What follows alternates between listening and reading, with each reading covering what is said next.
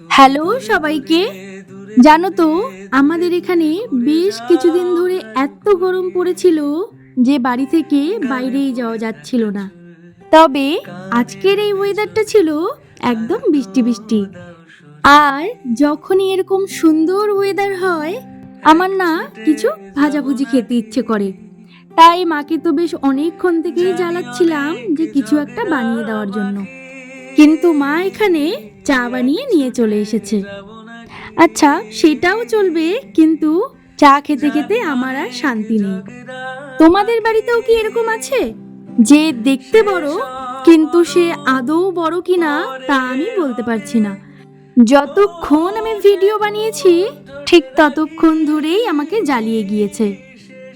যাই হোক, এসব করে একটু বাইরে গিয়েছিলাম, আর এই যে পুরো ফুল গাছ জুড়ে শাক হয়েছে।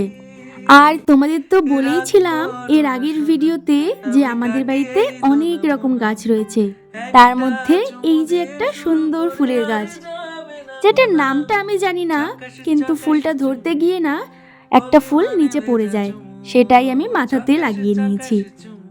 এরপর তো আমার পড়ানো ছিল, তাই আমি পড়াতেও চলে গিয়েছিলাম। আর এই যে আমার মিষ্টি স্টুডেন্ট সমৃদ্ধি। তবে বাড়িতে এসে তো দেখছি মা এরকম গরমা গরম পকোড়া বানিয়েছে। আচ্ছা, তাহলে চলো আজ আসি, টাটা।